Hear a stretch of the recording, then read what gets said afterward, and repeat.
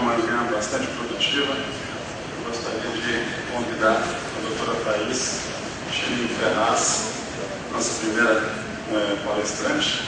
Vou ler aqui o pequeno currículo dela, formada em Direito pela Universidade Federal do Rio Grande do Sul, em 1991, juíza federal desde setembro de 1993 em Porto Alegre, diretora da Escola Superior de Magistratura Federal do Rio Grande do Sul, SMAP, desde junho de 2001 até dezembro de 2004, diretora do Foro da Seção Judiciária do Estado do Rio Grande do Sul, do biênio 2005-2007, juíza auxiliar da Presidência do Supremo Tribunal Federal nos anos de 2008 e 2009, nas gestões da ministra Ellen Grace e do ministro Gilmar Ferreira Mendes.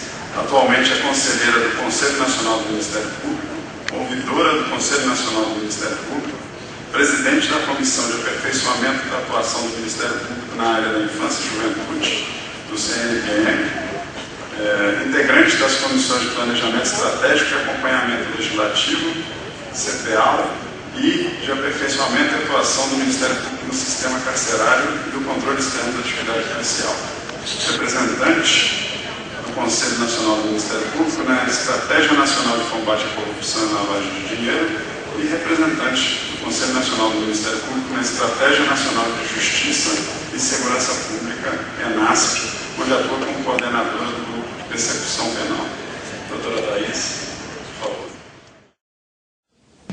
Muito bom dia a todos. Doutor Fernando Segovia, é um prazer estar aqui hoje. Quero, em seu nome, cumprimentar a todos os integrantes da mesa, nominados pelo cerimonial, a todos os presentes. Agradecer o convite para estar aqui hoje. O meu propósito é contar aos senhores um pouco da experiência que temos vivido na Estratégia Nacional de Justiça e Segurança Pública, onde me compete coordenar um dos grupos de trabalho que funciona nessa estratégia, que é o Grupo de Persecução Penal. E vou passar aos senhores um pouco do histórico e, em seguida, onde estamos nesse trabalho. A ENASP ela surge a partir da ideia de que nós não podemos mais continuar nos atribuindo reciprocamente as culpas por todos os problemas da segurança pública, que nós temos que abandonar o discurso da culpa, parar de apontar o dedo um para os outros e começar a trabalhar no discurso de corresponsabilidade a partir da perspectiva de que o problema está aqui e o que nós vamos fazer para resolvê-lo e não quem foi o culpado pela situação que nós estamos vivendo hoje. Acho que nós estamos já num segundo patamar em que nós precisamos reunir esforços, integrar as nossas ações, deixar de atuar de maneira contraditória, o que é muito comum acontecer no âmbito das instituições de justiça e segurança, em que os parceiros deveriam trabalhar de maneira uniforme, porque as suas ações são absolutamente interdependentes, não raro acabam atuando de maneira absolutamente contraditória, com ações que até acabam anulando os efeitos das iniciativas uns dos outros.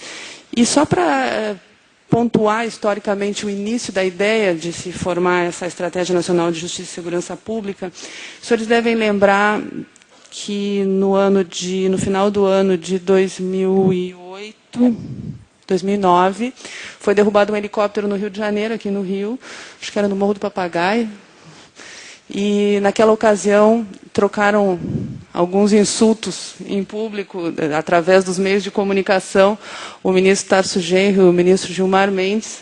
Aquilo gerou uma certa polêmica, mas aquela conversa evoluiu entre os dois depois, fora da mídia, para que se suspendesse aquele discurso de atribuição de responsabilidades e para que se pudesse pensar, afinal, o que podemos fazer para que isso não volte a acontecer. Houve, então, a iniciativa de se constituir algo semelhante ao que já existia na ENCLA, que é uma reunião de esforços entre todos os atores responsáveis pelo combate à corrupção e à lavagem de dinheiro. Quem sabe podemos fazer isso no âmbito da segurança pública como um todo, reunindo os principais atores da justiça e da segurança no objetivo de desenvolver algumas ações comuns, coordenadas, articuladas. Para que o discurso não fosse meramente uma ideia, se decidiu, logo no início dessa iniciativa, estabelecer algumas ações prioritárias. Vamos experimentar uma nova forma de trabalhar em cima de algumas ações que são consideradas por todos ações importantes, imprescindíveis, urgentes, na perspectiva de que ninguém estaria fazendo política pública.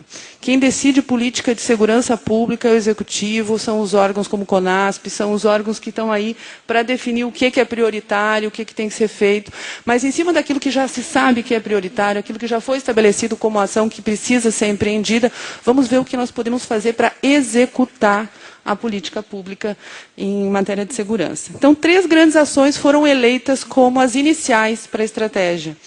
A primeira delas foi a construção de um cadastro nacional de mandados e contramandados de prisão. A segunda das ações foi a erradicação das prisões nas delegacias de polícia em todo o país, que ficou conhecida como Meta Zero, da ENASP. E a terceira, que não tem uma ordem entre elas, na verdade, cada parceiro inicial da ENASP propôs uma ação.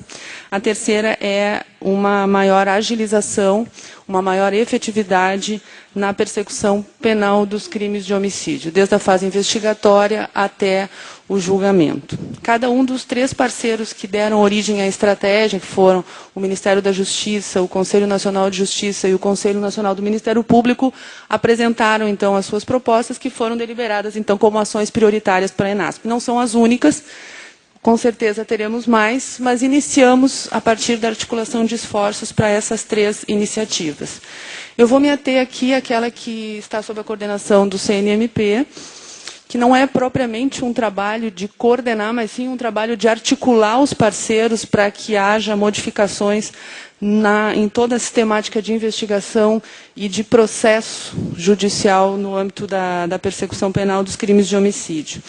Para poder dar início a esse trabalho, foi necessário reunir os principais atores dessa investigação e da própria ação penal.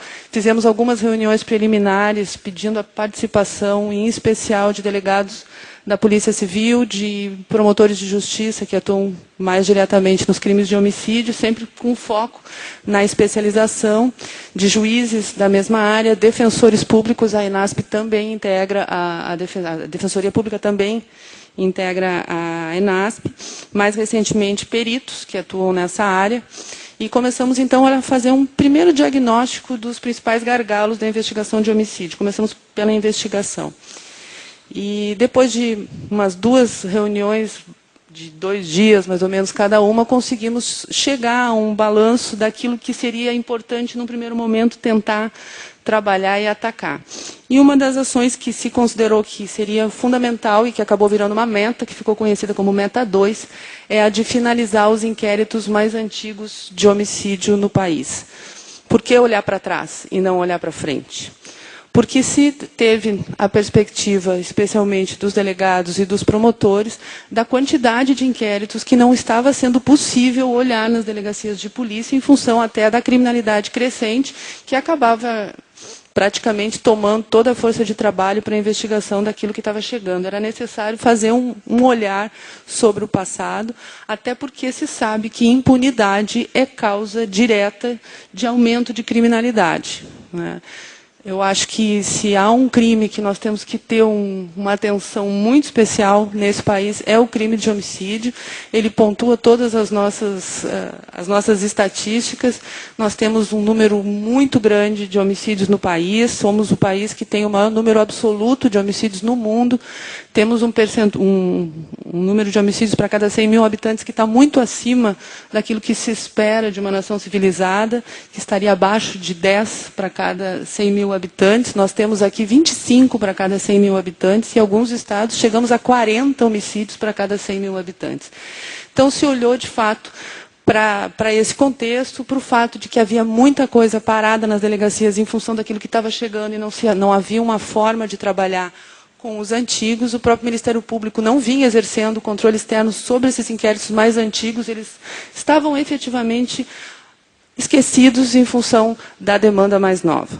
E aí fomos fazer, então, quais seriam as metas que nós elegeríamos para começar a trabalhar. Essa foi uma, que ficou conhecida como meta 2. A meta 1 é a eliminação da subnotificação nos crimes de homicídio, aquela perspectiva de que muitas instituições registram homicídio, mas nem todos os homicídios são investigados, por N razões. Às vezes o número do hospital não bate com o número da polícia, o número do IML não bate com o número da polícia, o número da polícia militar não bate com o número da polícia judiciária. Nós temos vários motivos, nós temos o problema seríssimo dos autos de resistência em muitos estados do país, que acabam mascarando as estatísticas oficiais. Então, havia muitas ações necessárias para se tentar trabalhar a questão da subnotificação. Essa é uma meta que nós tivemos que redimensionar já no primeiro ano da estratégia, porque como o número de causas de subnotificação é muito grande, o que dá ensejo a essa diversidade de estatísticas em matéria de homicídio no país é algo que tem características regionais e que precisa ser melhor aprofundado. Nós redimensionamos essa meta para a identificação das causas de subnotificação. Na sequência, sim, conhecidas todas as causas, ações específicas para atacar individualmente cada uma dessas causas. Por enquanto, a meta 1, portanto, é a identificação das causas. E temos duas metas da fase judicial, que não adianta também todo esse esforço em matéria investigativa se nós não conseguimos depois que a ação penal tenha tramitação e que chegue a bom termo. Então, temos a meta 3, que é a de conseguir superar a fase de pronúncia nas ações penais, que foram ajuizadas até 2008. Por que a fase de pronúncia? Porque se identificou também nesse diagnóstico inicial com os magistrados que é uma das fases mais difíceis de se superar na ação penal de homicídio, em função da quantidade de recursos, inclusive até os tribunais superiores, para se conseguir confirmar uma sentença de pronúncia e conseguir levar o réu a júri. Então, foi também uma das metas que se considerou importante fixar. E a última meta, que é considerada a meta 4, diz respeito ao julgamento efetivo das ações penais, e aí o corte foi feito também no ano de 2007. Ações penais ajuizadas até dezembro de 2007. Essa meta agora que está tomando fôlego, não sei se os senhores têm acompanhado, mas alguns estados têm noticiado a realização de mutirões de júri. Tem havido um esforço concentrado nos tribunais de justiça no sentido de dotar as varas de júri de mais magistrados, de mais estrutura, para que se consiga dar vazão a essas ações penais mais antigas. Mas a meta 2 é a que mais movimentou. Movimentou porque, mais do que nos dá uma perspectiva quantitativa do que se tinha, ela nos permitiu fazer um grande diagnóstico da investigação de homicídios no país e identificar o que na verdade, está impactando, o que nos dificulta, que muitas vezes não é só a falta de estrutura, mas é muito a falta de estrutura da polícia judiciária, da polícia científica. E acho que estamos nos encaminhando agora com a apresentação dos resultados para a apresentação de um grande diagnóstico que deve mudar um pouco esse quadro. Como é que nós trabalhamos na meta 2? Primeiro, foi um grande esforço no sentido de levantar quantos inquéritos estavam nessa meta. De quantos inquéritos nós estamos falando? Vale dizer quantos anteriores a 2007 ainda estavam em tramitação. Foi um trabalho hercúleo, foi necessário contar em algumas delegacias do interior, inquérito por inquérito, abrir, porque os sistemas, especialmente na Polícia Judiciária, são ainda insuficientes. No interior dos estados, em muitos estados, não existe informatização, esses dados não estão de forma nenhuma prontos no sistema para se conseguir buscar. Então, de fato, foi necessário baixar os inquéritos das prateleiras, identificar o que era homicídio, o que era anterior a 2007, etiquetar e, a partir dali, olhar de uma forma diferente para esses inquéritos. Esses números chegaram a nós e nos assustaram muito. Nós botamos no ar um sistema de monitoramento dessa meta, que se chamou de inqueritômetro. Até depois, se houver possibilidade, eu faço questão de mostrar, se tivermos acesso à internet, como é que ele funciona. Ele está à disposição de todos no portal do Conselho Nacional do Ministério Público.